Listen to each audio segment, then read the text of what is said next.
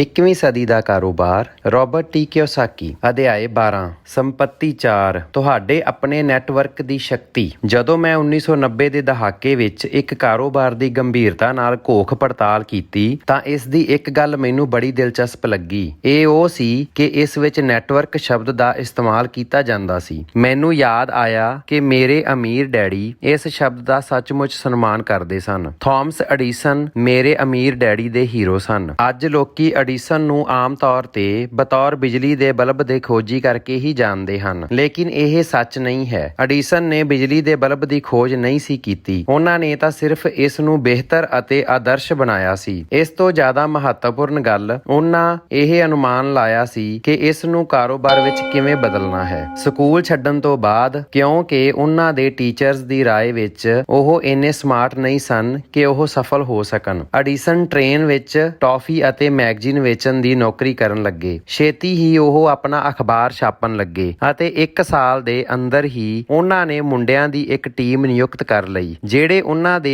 ਅਖਬਾਰ ਦੇ ਨਾਲ ਹੀ ਟੌਫੀਆਂ ਵੇਚਣ ਲੱਗੇ। ਉਹ ਕਰਮਚਾਰੀ ਤੋਂ ਕਾਰੋਬਾਰੀ ਬਣ ਗਏ ਸਨ। ਅਖਬਾਰ ਵੇਚਣ ਦੇ ਕੰਮ ਨਾਲ ਨੌਜਵਾਨ ਐਡੀਸਨ ਹੌਲੀ-ਹੌਲੀ ਉਕਤਾ ਗਏ। ਟੈਲੀਗ੍ਰਾਫ ਆਪਰੇਟਰ ਦੀ ਨੌਕਰੀ ਪਾਉਣ ਲਈ ਉਹਨਾਂ ਨੇ ਇਹ ਸਿੱਖਿਆ ਕਿ ਮੋਰਸ ਕੋਡ ਕਿਵੇਂ ਭੇਜੇ ਅਤੇ ਪ੍ਰਾਪਤ ਕੀਤੇ ਜਾਂਦੇ ਹਨ। ਛੇਤੀ ਹੀ ਉਹ ਸ੍ਰੇਸ਼ਟ ਟੈਲੀਗ੍ਰਾਫ ਆਪਰੇਟਰਸ ਵਿੱਚੋਂ ਇੱਕ ਬਣ ਗਏ ਅਤੇ ਇੱਥੇ ਉਹਨਾਂ ਨੇ ਉਹ ਰਹੱਸ ਸਿੱਖਿਆ ਜਿਸ ਦੀ ਬਦੌਲਤ ਉਹ ਬਾਅਦ ਵਿੱਚ ਕਰੋੜਪਤੀ ਬਣੇ। ਬਤੌਰ ਟੈਲੀਗ੍ਰਾਫ ਆਪਰੇਟਰ ਉਹਨਾਂ ਨੇ ਦੇਖਿਆ ਕਿ ਟੈਲੀਗ੍ਰਾਫ ਦੀ ਖੋਜ ਨੂੰ ਇੰਨੀ ਜ਼ਬਰਦਸਤ ਸਫਲਤਾ ਕਿਉਂ ਮਿਲੀ ਸੀ। ਇਹ ਤਾਰਾਂ, ਖੰਭਿਆਂ, ਕਾਬਲ ਵੇਖਤੀਆਂ ਅਤੇ ਰਿਲੇ ਸਟੇਸ਼ਨਸ ਦੀ ਆਪਸ ਵਿੱਚ ਜੁੜੀ ਹੋਈ ਪ੍ਰਣਾਲੀ ਸੀ। ਇਸ ਵਿੱਚ ਨੈਟਵਰਕ ਦੀ ਸ਼ਕਤੀ ਸੀ। ਹਾਲਾਂਕਿ ਐਡੀਸਨ ਬਿਜਲੀ ਦੇ ਬਲਬ ਸੰਬੰਧੀ ਪ੍ਰਯੋਗਾਂ ਅਤੇ ਉਸ ਫਿਲਾਮੈਂਟ ਨੂੰ ਆਦਰਸ਼ ਬਣਾਉਣ ਲਈ ਮਸ਼ਹੂਰ ਹਨ ਜਿਸ ਦੀ ਬਦੌਲਤ ਬਲਬ ਵਿਹਾਰਿਕ ਬਣਿਆ, ਲੇਕਿਨ ਐਡੀਸਨ ਦੀ ਸੱਚੀ ਪ੍ਰਤਿਭਾ ਇੱਕ ਕੰਪਨੀ ਬਣਾਉਣ ਵਿੱਚ ਨਜ਼ਰ ਆਉਂਦੀ ਹੈ ਜਿਸ ਨੇ ਬਿਜਲੀ ਦੇ ਤਾਰਾਂ ਦਾ ਜਾਲ ਵਿਛਾਇਆ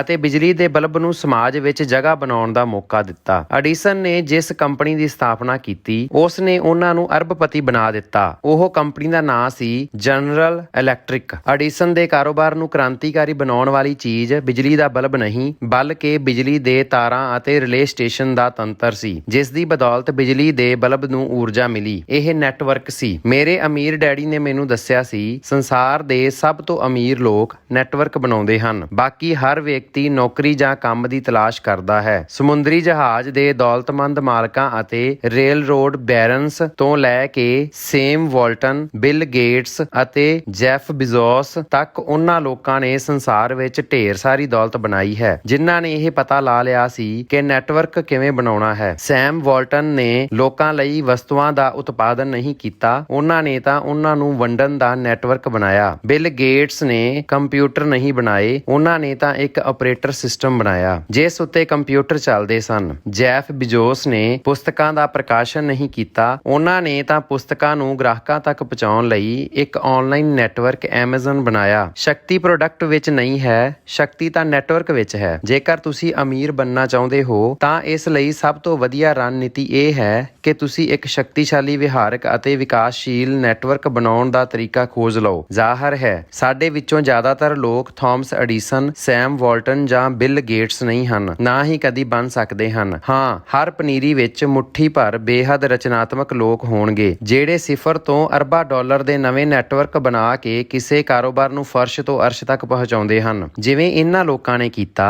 ਲੇਕਿਨ ਲੱਖਾਂ ਲੋਕਾਂ ਦੀ ਗੱਲ ਤਾਂ ਰਹਿਣ ਹੀ ਦਿਓ, ਇੱਕ ਹਜ਼ਾਰਾਂ ਲੋਕਾਂ ਲਈ ਵੀ ਤਾਰਕਿਕ ਤਾਂਘ ਨਹੀਂ ਹੈ। ਇਸ ਲਈ ਨੈਟਵਰਕ ਮਾਰਕੀਟਿੰਗ ਇੰਨਾ ਜ਼ਬਰਦਸਤ ਕਾਰੋਬਾਰ ਹੈ। ਨੈਟਵਰਕ ਮਾਰਕੀਟਿੰਗ ਉਦਯੋਗ ਦੀਆਂ ਕੰਪਨੀਆਂ ਹੁਣ ਤੁਹਾਡੇ ਵਰਗੇ ਕਰੋੜਾਂ ਲੋਕਾਂ ਨੂੰ ਉਹਨਾਂ ਦਾ ਆਪਣਾ ਨੈਟਵਰਕ ਬਣਾਉਣ ਦਾ ਅਵਸਰ ਦਿੰਦੀਆਂ ਹਨ, ਬਜਾਏ ਇਸ ਦੇ ਕਿ ਉਹ ਕਿਸੇ ਦੂਜੇ ਦੇ ਨੈਟਵਰਕ ਲਈ ਕੰਮ ਕਰਨ ਵਿੱਚ ਆਪਣੀ ਜ਼ਿੰਦਗੀ ਬਤੀਤ ਕਰ ਦੇਣ। ਮੈਟਕਾਫ ਦਾ ਨਿਯਮ। 3Com ਦੇ ਬਾਨੀ ਅਤੇ ਈਥਰਨੈਟ ਦੇ ਇੱਕ ਨਿਰਮਾਤਾ ਰੌਬਰਟ ਮੈਟਕਾਫ ਨੂੰ ਇੱਕ ਸਮੀਕਰਨ ਬਣਾਉਣ ਦਾ ਸਿਹਰਾ ਦਿੱਤਾ ਜਾਂਦਾ ਹੈ ਜਿਹੜਾ ਨੈਟਵਰਕਸ ਦੇ ਮੁੱਲ ਨੂੰ ਪਰਿਭਾਸ਼ਿਤ ਕਰਦਾ ਹੈ, V for N2। ਦੂਜੇ ਸ਼ਬਦਾਂ ਵਿੱਚ ਕਿਸੇ ਨੈਟਵਰਕ ਦਾ ਆਰਥਿਕ ਮੁੱਲ ਉਸ ਨੈਟਵਰਕ ਦਾ ਉਪਯੋਗ ਕਰਨ ਵਾਲਿਆਂ ਦੀ ਗਿਣਤੀ ਦੇ ਵਰਗ ਦੇ ਬਰਾਬਰ ਹੁੰਦਾ ਹੈ। ਮੈਟਕਾਫ ਦੇ ਨਿਯਮ ਨੂੰ ਜ਼ਿਆਦਾ ਸੌਖੀ ਸ਼ਬਦਾਵਲੀ ਵਿੱਚ ਦੱਸਿਆ ਜਾਵੇ ਤਾਂ ਇਸ ਦਾ ਇਹ ਮਤਲਬ ਹੈ ਕਿ ਜਿਵੇਂ-ਜਿਵੇਂ ਤੁਸੀਂ ਇਸ ਵਿੱਚ ਉਪਯੋਗ ਕਰਨ ਵਾਲਿਆਂ ਨੂੰ ਜੋੜਦੇ ਹੋ, ਇਸ ਦਾ ਮੁੱਲ ਜਮਾਇਤੀ ਤੌਰ ਤੇ ਵੱਧਦਾ ਜਾਂਦਾ ਹੈ। ਟੈਲੀਫੋਨ ਨੈਟਵਰਕ ਬਾਰੇ ਸੋਚੋ। ਜੇਕਰ ਸੰਸਾਰ ਵਿੱਚ ਸਿਰਫ ਇੱਕੋ ਹੀ ਟੈਲੀਫੋਨ ਹੋਵੇ ਤਾਂ ਉਸ ਦਾ ਕੋਈ ਅਸਲ ਆਰਥਿਕ ਮੁੱਲ ਨਹੀਂ ਹੈ। ਜੇਕਰ ਸਾਰੇ ਸੰਸਾਰ ਵਿੱਚ ਸਿਰਫ ਤੁਹਾਡੇ ਹੀ ਕੋਲ ਟੈਲੀਫੋਨ ਹੈ ਤਾਂ ਤੁਸੀਂ ਕਿਸ ਨੂੰ ਫੋਨ ਕਰੋਗੇ? ਜਿਸ ਪਲ ਤੁਸੀਂ ਇੱਕ ਹੋਰ ਫੋਨ ਜੋੜ ਦਿੰਦੇ ਹੋ ਤਾਂ ਮੈਟਕਾਫ ਦੇ ਨਿਯਮ ਮੁਤਾਬਕ ਫੋਨ ਨੈਟਵਰਕ ਦਾ ਅਰਥ ਮੁੱਲ ਤੇਜ਼ੀ ਨਾਲ ਵੱਧ ਜਾਂਦਾ ਹੈ। ਇਸ ਤਰ੍ਹਾਂ ਨੈਟਵਰਕ ਦਾ ਆਰਥਿਕ ਮੁੱਲ 0 ਤੋਂ 2 ਦਾ ਵਰਗ ਭਾਵ 4 ਹੋ ਜਾਵੇਗਾ। ਇੱਕ ਤੀਜਾ ਫੋਨ ਜੋੜ ਦਿੰਦੇ ਹੋ ਤਾਂ ਆਰਥਿਕ ਮੁੱਲ ਵੱਧ ਕੇ 9 ਹੋ ਜਾਂਦਾ ਹੈ। ਦੂਜੇ ਸ਼ਬਦਾਂ ਵਿੱਚ ਕਿਸੇ ਨੈਟਵਰਕ ਦਾ ਆਰਥਿਕ ਮੁੱਲ ਗਿਣਤੀ ਵਿੱਚ ਨਹੀਂ, ਘਾਤ ਅੰਕ ਤੌਰ ਤੇ ਵੱਧਦਾ ਹੈ। ਨੈਟਵਰਕ ਵਿਹਾਰਿਕ ਜਗਤ ਵਿੱਚ ਕਿਵੇਂ ਆਏ? ਉਦਯੋਗਿਕ ਯੁੱਗ ਦਾ ਕਾਰੋਬਾਰ ਮਾਡਲ ਕਿਸੇ ਸਾਮਰਾਜ ਵਾਂਗ ਕੰਮ ਕਰਦਾ ਹੈ। ਇਹ ਇੱਕ ਸ਼ਕਤੀਸ਼ਾਲੀ ਕੇਂਦਰੀ ਸਰਕਾਰ ਰਾਹੀਂ ਨਿਯੰਤਰਿਤ ਹੁੰਦਾ ਸੀ, ਜਿਹੜਾ ਇਸ ਦੀ ਪ੍ਰਬਲਤਾ ਨਾਲ ਕੇਂਦਰਤ ਪਹਿਚਾਣ ਨੂੰ ਬਣਾਏ ਰੱਖਦੀ ਸੀ। ਭਾਵੇਂ ਇਹ ਕਿੰਨੀ ਵੀ ਵੱਡੀ ਹੋ ਜਾਏ, 1950 ਦੇ ਦਹਾਕੇ ਵਿੱਚ ਇੱਕ ਨਵੇਂ ਪ੍ਰਕਾਰ ਦਾ ਕਾਰੋਬਾਰ ਉੱਭਰਿਆ ਜਿਹੜਾ ਆਪਣੇ ਸਾਰੇ ਹਿੱਸਿਆਂ ਨੂੰ ਕਿਸੇ ਇੱਕ ਕੇਂਦਰੀ ਆਫਿਸ ਰਾਹੀਂ ਨਿਯੰਤਰਿਤ ਨਹੀਂ ਕਰਦਾ ਸੀ, ਬਲਕਿ ਇਸ ਲਈ ਨੈਟਵਰਕ ਮਾਡਲ ਦਾ ਇਸਤੇਮਾਲ ਕਰਦਾ ਸੀ। ਇਹ ਵਿਚਾਰ ਇੰਨਾ ਕ੍ਰਾਂਤੀਕਾਰੀ ਸੀ ਕਿ ਬਹੁਤ ਸਾਰੇ ਲੋਕਾਂ ਨੇ ਇਸ ਦੀ ਆਲੋਚਨਾ ਕੀਤੀ ਅਤੇ ਅਮਰੀਕੀ ਸੰਸਦ ਇਸ ਨੂੰ ਗੈਰ ਕਾਨੂੰਨੀ ਕਰਨ ਤੋਂ ਸਿਰਫ 11 ਵੋਟ ਦੀ ਦੂਰੀ ਤੇ ਸੀ। ਲੇਕਿਨ ਇਹ ਆਰੰਭਕ ਸਾਲਾਂ ਵਿੱਚ ਬਚਣ ਵਿੱਚ ਕਾਮਯਾਬ ਹੋਇਆ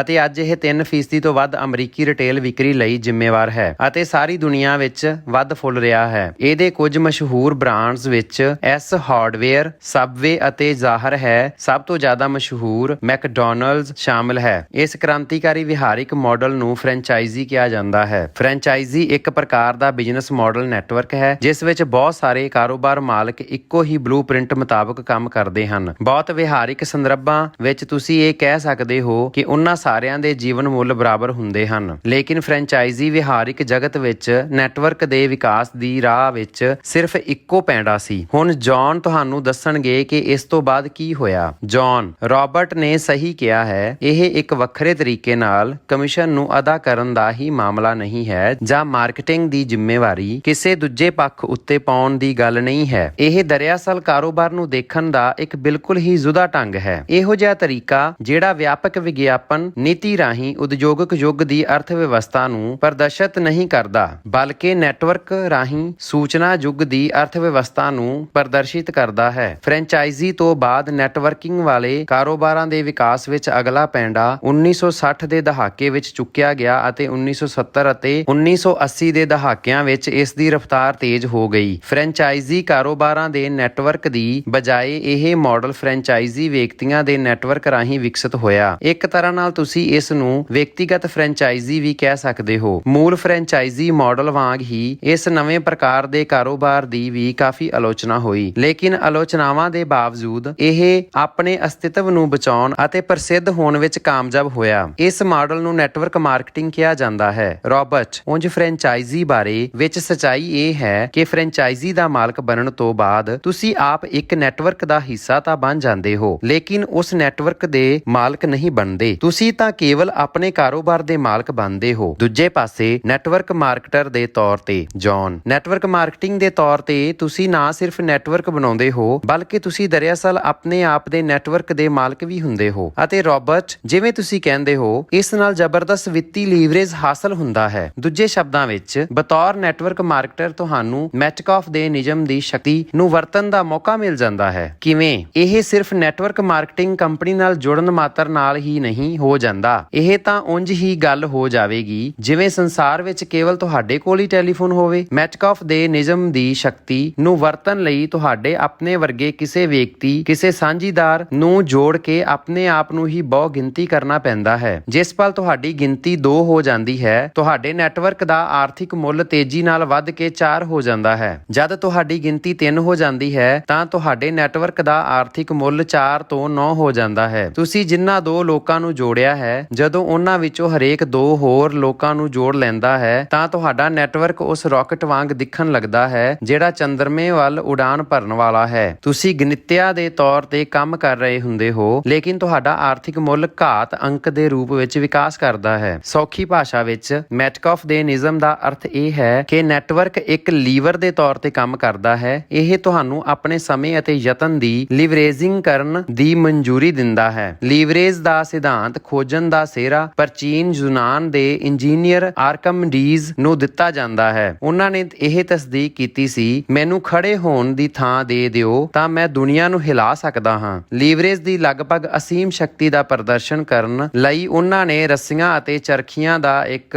ਵਿਆਪਕ ਤੰਤਰ ਤਿਆਰ ਕੀਤਾ। ਇਸ ਤੋਂ ਬਾਅਦ ਰੱਸੀਆਂ ਦੇ ਇਸ ਵਿਸ਼ਾਲ ਜਾਲ ਨਾਲ ਯੂਨਾਨੀ ਲੜਾਕੂ ਜਹਾਜ਼ਾਂ ਦੇ ਪੂਰੇ ਬੇੜੇ ਨੂੰ ਬੰਨਿਆ। ਜਦ ਹਰ ਚੀਜ਼ ਤਿਆਰ ਹੋ ਗਈ ਅਤੇ ਇਕੱਤਰ ਭੀੜ ਵੀ ਸ਼ਾਂਤ ਹੋ ਗਈ ਤੇ ਆਰਕਮੀਡੀਜ਼ ਨੇ ਲੱਕੜ ਦੇ ਇੱਕ ਲੱਠੇ ਨੂੰ ਫੜ ਕੇ ਉਸ ਨੂੰ ਪੂਰੀ ਤਾਕਤ ਨਾਲ ਖਿੱਚਿਆ ਅਤੇ ਜਹਾਜ਼ ਦਾ ਪੂਰਾ ਬੇੜਾ ਪਾਣੀ ਵਿੱਚ ਤਰਨ ਲੱਗਾ। ਇਹ ਹੈ ਨੈਟਵਰਕ ਦੀ ਸ਼ਕਤੀ। ਰੱਸੀਆਂ ਦੇ ਉਸ ਵਿਆਪਕ ਜਾਲ ਨਾਲ ਆਰਕਮੀਡੀਜ਼ ਨੇ ਇੱਕ ਇਹੋ ਜਿਹਾ ਕੰਮ ਕਰ ਦਿਖਾਇਆ ਜਿਸ ਲਈ ਆਮ ਤੌਰ ਤੇ ਕਈ ਹਜ਼ਾਰ ਮਲਾਹਾਂ ਨੂੰ ਮਿਲ ਕੇ ਜ਼ੋਰ ਲਾਉਣਾ ਪੈਂਦਾ ਸੀ ਅਤੇ ਰੱਸੀਆਂ ਦਾ ਉਹ ਜਾਲ ਆਖਰ ਕੀ ਸੀ? ਇੱਕ ਨੈਟਵਰਕ। ਇਹੀ ਉਹ ਜ਼ਬਰਦਸਤ ਸ਼ਕਤੀ ਹੈ ਜਿਸ ਦੀ ਬਦੌਲਤ ਅਫਵਾਹਾਂ ਇੰਨੀ ਤੇਜ਼ੀ ਨਾਲ ਫੈਲਦੀਆਂ ਹਨ। ਇੱਕ ਆਦਮੀ ਤਿੰਨਾਂ ਨੂੰ ਦੱਸਦਾ ਹੈ, ਜਿਨ੍ਹਾਂ ਵਿੱਚੋਂ ਹਰੇਕ ਹੋਰ ਤਿੰਨਾਂ ਨੂੰ ਦੱਸਦਾ ਹੈ। ਉਹ ਤਿੰਨਾਂ ਵਿੱਚੋਂ ਹਰੇਕ ਦੂਜਾ ਤਿੰਨਾਂ ਨੂੰ ਦੱਸਦਾ ਹੈ ਅਤੇ ਬੜੀ ਛੇਤੀ ਹੀ ਉਹ ਗੱਲ ਸ਼ਹਿਰ ਦੇ ਹਰ ਵਿਅਕਤੀ ਨੂੰ ਪਤਾ ਚੱਲ ਜਾਂਦੀ ਹੈ। ਫੈਸ਼ਨ ਦੇ ਰੁਝਾਨ ਵੀ ਇਸੇ ਤਰ੍ਹਾਂ ਫੈਲਦੇ ਹਨ ਅਤੇ ਇਹੀ ਨੈਟਵਰਕ ਮਾਰਕੀਟਿੰਗ ਕਾਰੋਬਾਰ ਦੀ ਬੁਨਿਆਦੀ ਰਣਨੀਤੀ ਵੀ ਹੈ। ਮੈਟਕਾਫ ਦੇ ਨਿਯਮ ਦੀ ਸ਼ਕਤੀ ਦਾ